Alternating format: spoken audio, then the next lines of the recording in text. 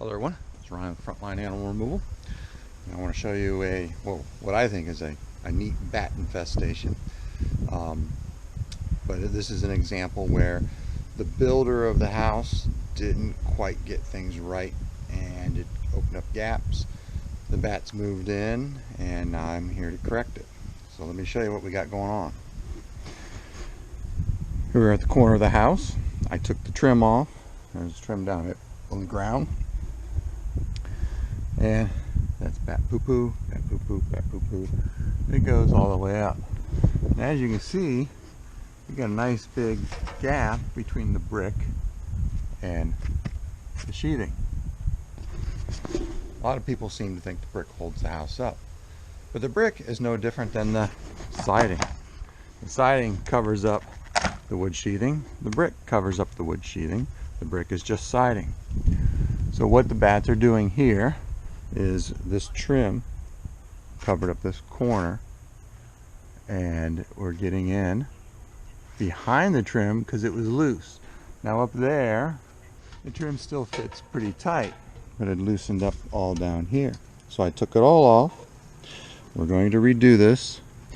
Part of the problem is this is vinyl. This isn't actually meant to slide like this is. This is nailed in place and it was all buckled. And where all the buckles were where the bats were getting in.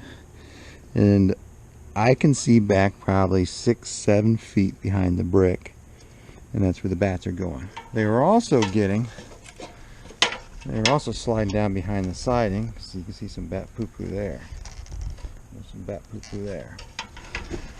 We'll correct all this and I'll show you what it should look like when it's done. Or at least I can't quite do it the way that it should be.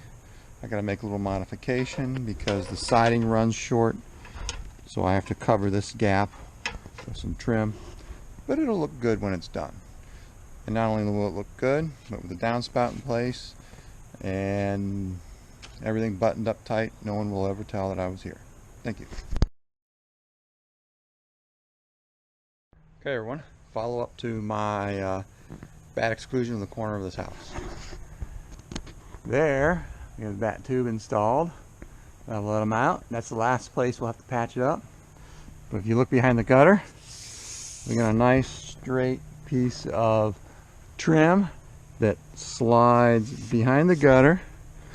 It slides behind the J channel and is sandwiched in between, and that'll keep the bats from getting in there. And there's a bead of caulk behind this. So once the caulk seals up, this won't move at all, but it'll bond this to here so they can't get in that way. So that goes all the way from up there down to here. So we no longer have gaps along the edge of this big enough to stick my hand in. Now it is bat proof and it looks better. Thank you.